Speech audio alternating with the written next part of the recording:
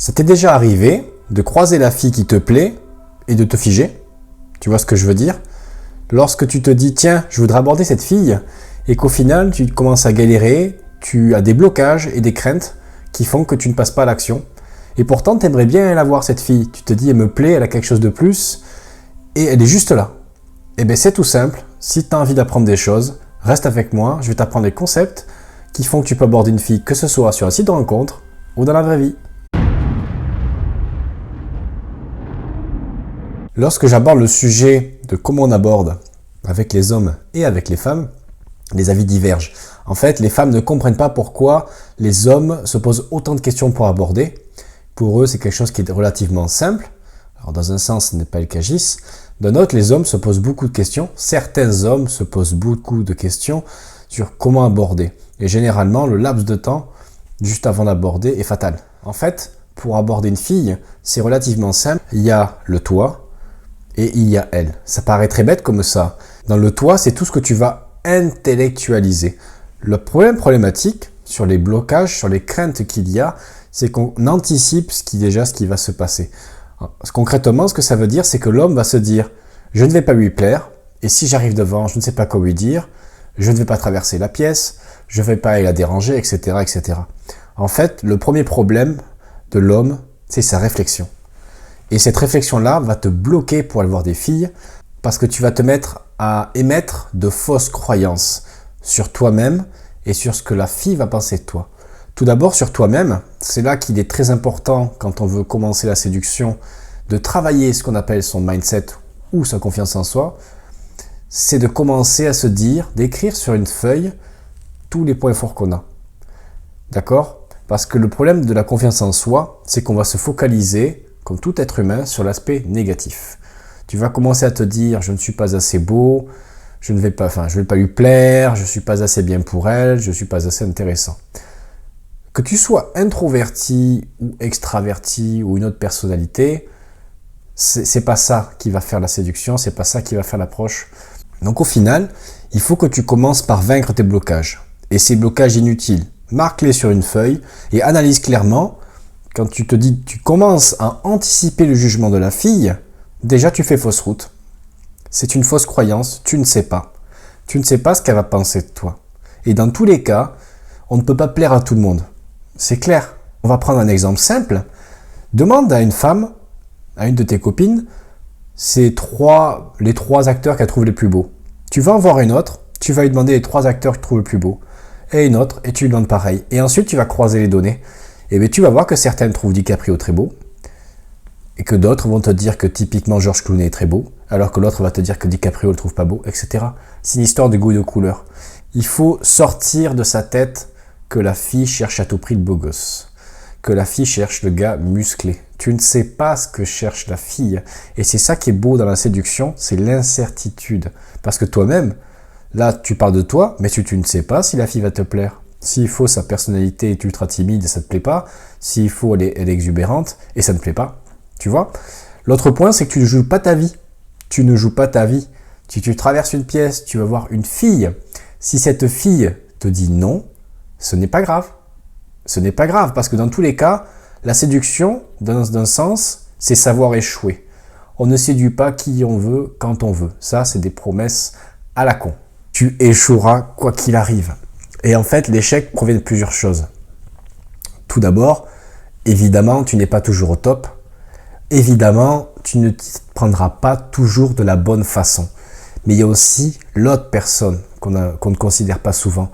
La femme, tu ne sais pas dans quel état d'esprit elle va être, si elle est réceptive, si elle est en couple, si elle a passé une sale journée, tu ne sais pas. Tous ces éléments-là, tu ne les maîtrises pas. Et c'est ce qui fait le jeu de la séduction. Donc, apprends que tu échoueras parce que lorsque tu iras voir une femme, tu ne sais pas si elle est disponible ou si elle est...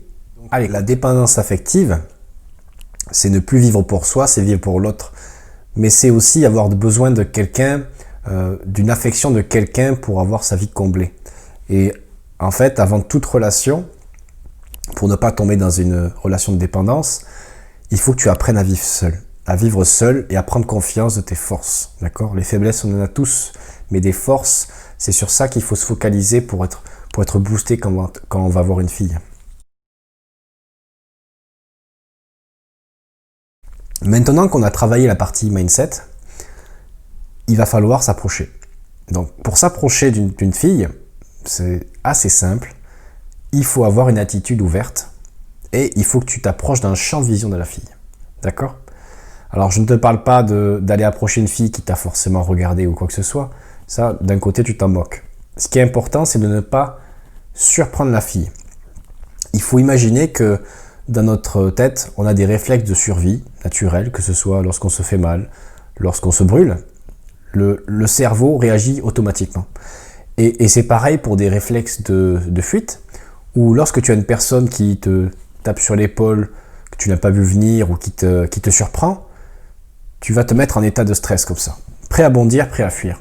Et en fait, c'est ça qu'il faut désarmer chez une fille. C'est pour ça qu'on utilise un peu de persuasion dans la séduction. C'est pour désarmer ces barrières-là. Tu arrives, le but est de dire à la fille, regarde, je suis normal, j'ai une attitude ouverte, je souris, très important, le sourire, l'attitude ouverte, et le but c'est tout simplement montrer que tu es normal. Donc si la fille ne t'a pas vu venir, tu peux utiliser de toucher l'épaule pour montrer je suis là, tout va bien, et tu souris.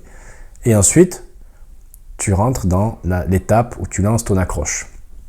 Et là, les hommes sèchent.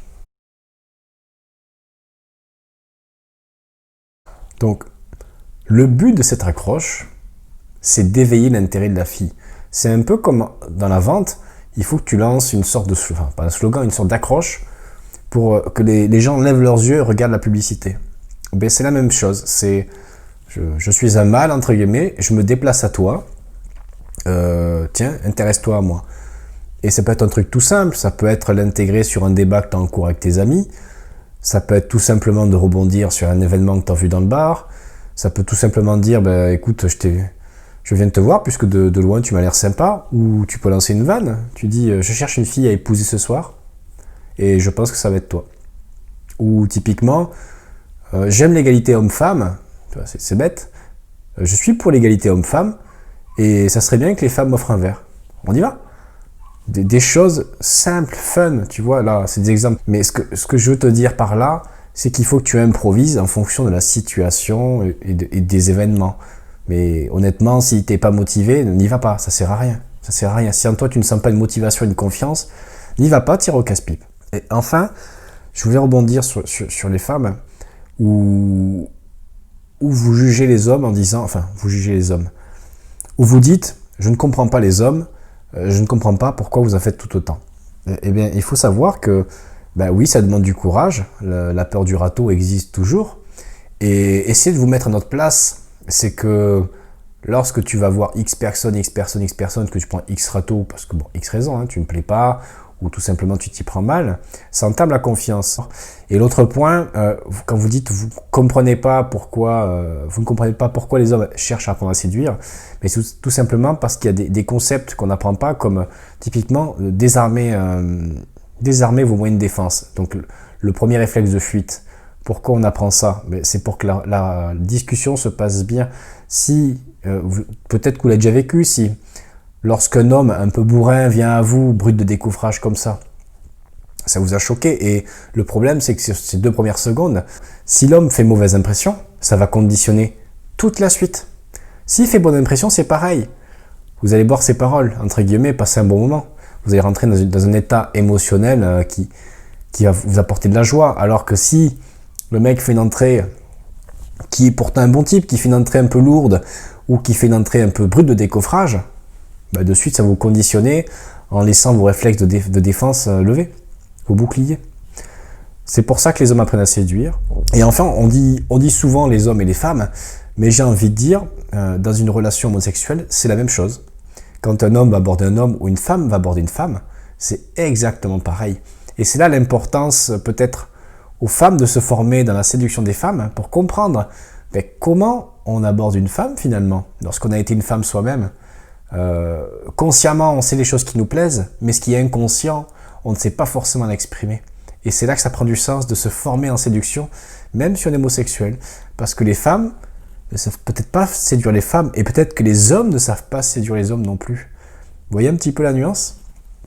Et ça, je trouve que c'est un sujet hyper intéressant. Et maintenant, si on passe sur l'aspect des sites de rencontres, c'est quelque chose qui est tout simple, puisqu'au final, on est surtout liés, nous, les hommes, au pouvoir de la femme sur le match, sur le like, sur ce que tu veux, sur le charme que tu envoies sur Adopt.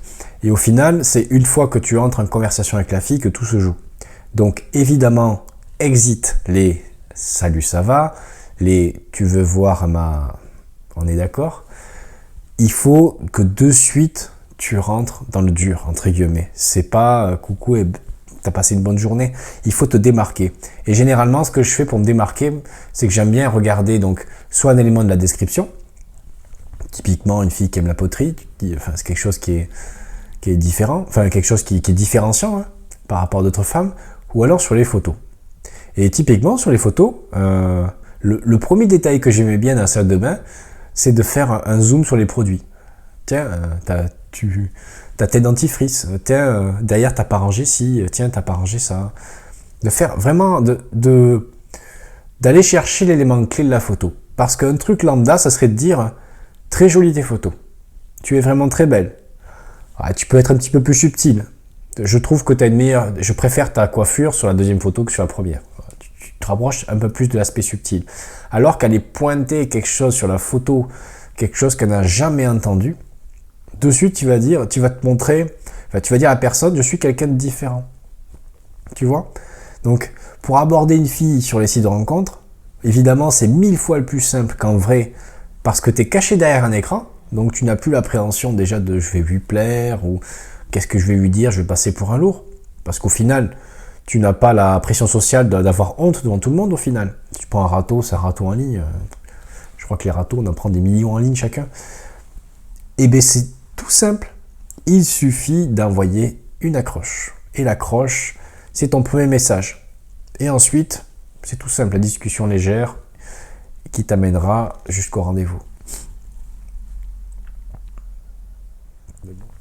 Voilà, j'espère que cette vidéo t'a plu. Je m'excuse pour la voix, je suis enrhumé, mais bon, je tenais à faire cette vidéo. N'aie pas peur, le Covid, normalement, on ne l'attrape pas par le micro.